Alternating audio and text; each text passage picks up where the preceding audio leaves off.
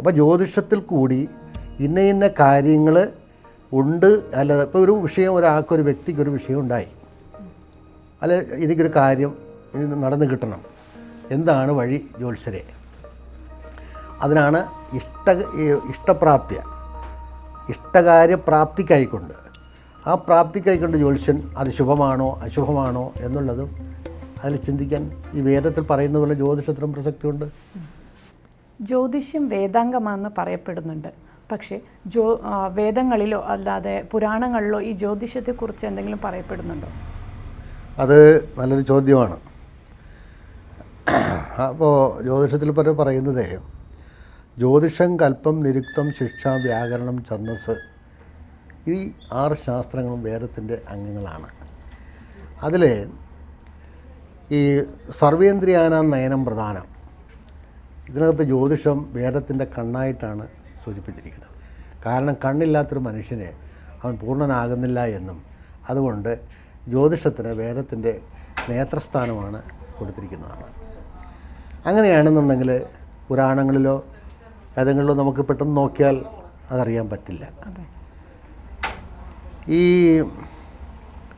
ഇഷ്ടപ്രാപ്തിയോ അനിഷ്ടപരിഹാരയോ അലൗകികം ഉപായം യോ ഗ്രന്ഥോ വേദസ്സ വേദയതി സ വേദ എന്നാണ്.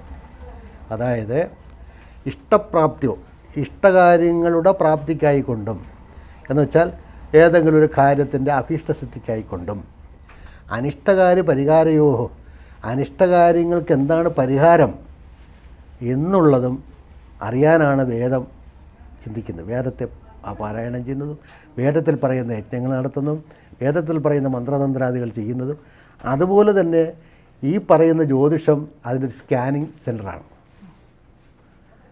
അപ്പോൾ ജ്യോതിഷത്തിൽ കൂടി ഇന്ന കാര്യങ്ങൾ ഉണ്ട്. അല്ല, ഇപ്പോൾ ഒരു വിഷയം ഒരാൾക്കൊരു വ്യക്തിക്കൊരു വിഷയം ഉണ്ടായി, അല്ല എനിക്കൊരു കാര്യം നടന്നു കിട്ടണം, എന്താണ് വഴി ജ്യോത്സ്യരെ? അതിനാണ്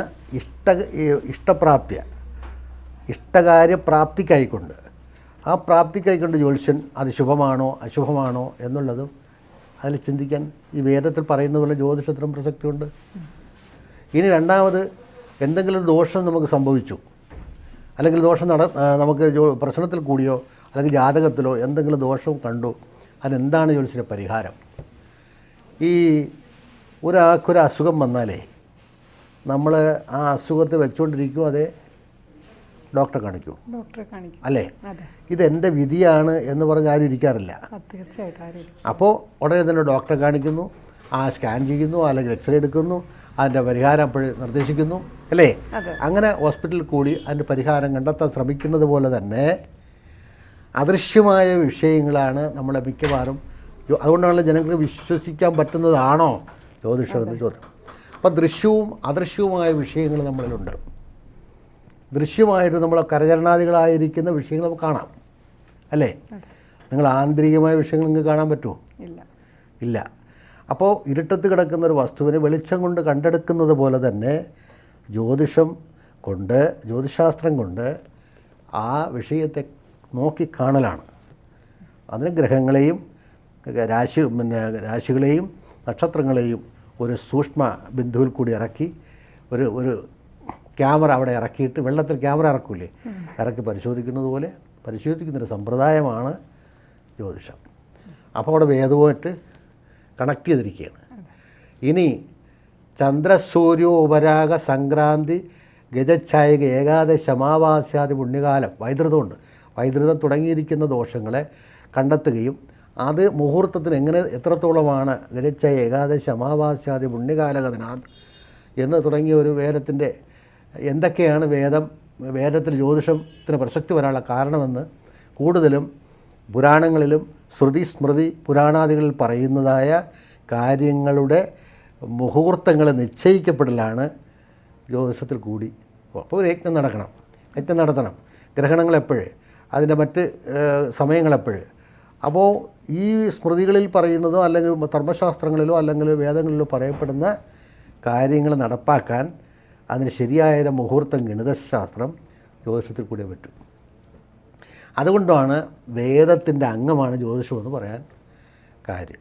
അല്ലാതെ അവിടെ വേദത്തിലും പുരാണത്തിലും പൊരുത്തവും ഇതൊന്നും പറഞ്ഞു വെച്ചിട്ടില്ല പ്രശ്നമൊക്കെ. അപ്പോൾ പൊരുത്തശാസ്ത്രത്തിൽ എന്ന് പറയുമ്പോൾ അപ്പോൾ നമ്മളിപ്പോൾ വേദത്തെ പറ്റിയാണല്ലോ ചോദിച്ചത്. ആ വേദത്തെ പറ്റി ചോദിക്കുമ്പോൾ ഇതാണ് അതിൻ്റെ അടിസ്ഥാന കാര്യം.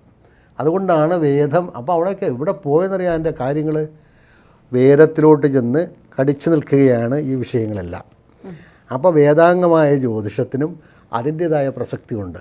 അപ്പോൾ ജ്യോതിഷം ഒരു ഉഡായിപ്പ് ശാസ്ത്രമാണെന്ന് പറഞ്ഞാൽ എത്രത്തോളം അത് ശരിയാകും അല്ലേ? ഒരു കാര്യത്തെപ്പറ്റി ഒരു കാര്യത്തെപ്പറ്റി നമുക്ക് കൂടുതൽ പിന്നെ ഇല്ല എന്ന് പറയാൻ കൂടുതലൊന്നും നമുക്ക് പഠിക്കണ്ട. പക്ഷെ ഉണ്ട് ഇന്നതാണ് എന്ന് പറയാൻ അയാളുടെ ഒരുപാട് കാലത്തെ പ്രാക്ടീസും അനുഭവവും വേണ്ടിയിരിക്കുന്നു അല്ലേ? അപ്പോൾ ഇവിടെ പുറത്തു നിന്ന് പറയുന്നത് പോലെയല്ല ജ്യോതിഷം ഒരു ഉഡായിപ്പ് ശാസ്ത്രമാണ്. പിന്നെ അങ്ങനെയാണ് ജനങ്ങളെപ്പറ്റി ഉണ്ട്. ഇപ്പോൾ എല്ലാ ചായകളിലും കയറി ചായ കുടിച്ചാൽ ഒരുപോലെ ഇരിക്കുമോ? ഇരിക്കില്ല. അപ്പോൾ അവിടെ ചായ കുടിച്ചിട്ട് കാര്യമില്ല, ആ ഹോട്ടലിൽ കയറി കൊണ്ടിട്ടൊരു കാര്യമില്ല, അത് സാമ്പാർ ശരിയില്ല.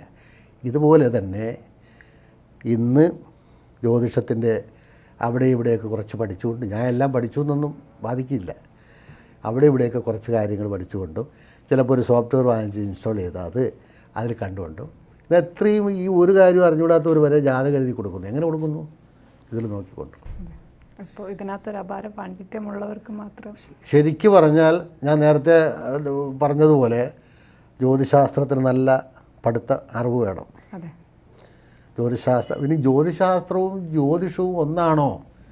അതിന് ഞാൻ നേരത്തെ ഒരു മറുപടി പറഞ്ഞിട്ടുണ്ട്. അതായത് ജ്യോതിഷം വേറൊന്നും എടുത്തതല്ല, ഗ്രഹചാര ഗണിതങ്ങളെ കൊണ്ടും പിന്നെ സൗരയൂഥത്തിൽ നടക്കുന്ന സംഭവങ്ങൾ തന്നെയാണ് നമ്മളിവിടെ എടുക്കുന്നത്. പാലിൽ നിന്ന് വെണ്ണയും നെയ്യും എല്ലാം കടഞ്ഞെടുക്കുന്നത് പോലെ തന്നെ അതിൽ നിന്നും ഒരു വ്യക്തിയുടെ മനുഷ്യൻ്റെ ഭൂത ഭവിഷ്യ വർത്തമാന കാലങ്ങളെ പറയുന്നതിന് വേണ്ടി ആചാര്യന്മാർ സ്വീകരിച്ചിരിക്കുന്ന ഒരു മാർഗത്തെയാണ് ഇവിടെ ഈ ജ്യോതിഷമെന്ന് പറയപ്പെടുന്നത്. അല്ലാതെ ജ്യോതിഷത്തിന് അത് ശരിക്കും പഠിച്ചാലേ അതിനെപ്പറ്റി പറയാൻ പറ്റുള്ളൂ. നമുക്ക് പോലും ഒരു സമയത്ത് ഇതൊക്കെ എന്താണ്, ഗ്രഹങ്ങൾ എന്താണ് എന്നൊന്നും നമുക്ക് കൂടുതൽ അറിയില്ല. 4-5 വർഷം ആദ്യത്തെ പ്രാഥമിക ജ്യോതിഷങ്ങളും പഠിച്ചുകൊണ്ട് പോലും എനിക്ക് പൂർണ്ണമായിട്ട് അതൊന്നും നമുക്ക് അറിയാൻ കഴിഞ്ഞിട്ടില്ല.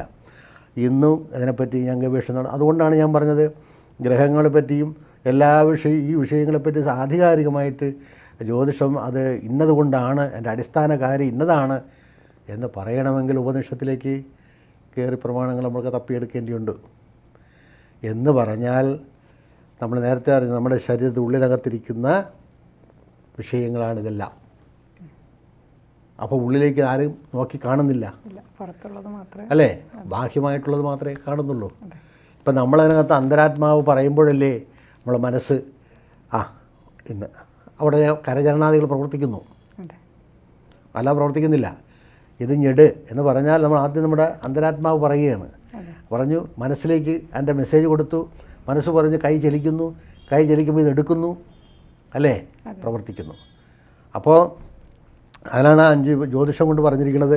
5-ാം ഭാവം കൊണ്ട് ആത്മസ്ഥാനം, 10-ാം ഭാവം കൊണ്ട് കർമ്മസ്ഥാനം, ലഗ്നം കൊണ്ട് ശരീരം. അപ്പോൾ ഇനി ഇതെല്ലാം നമ്മൾ ശരിക്കും പറയണമെന്നുണ്ടെങ്കിൽ 12 ഭാവങ്ങളെയും ഈ രാശികളെയും കടഞ്ഞെടുത്തിട്ട് വിലയിരുത്തി നിർണ്ണയിക്കുക എന്ന് പറഞ്ഞാൽ വളരെ വിഷമമുള്ള ഒരു കാര്യമാണ്.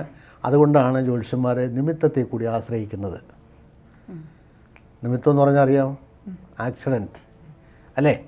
അതായത് നമ്മുടെ പിന്നെ അവിചാരിതമായി ഈശ്വരഗത്യ സംഭവിക്കുന്നത് എന്നാണ് അതിൻ്റെ അർത്ഥം.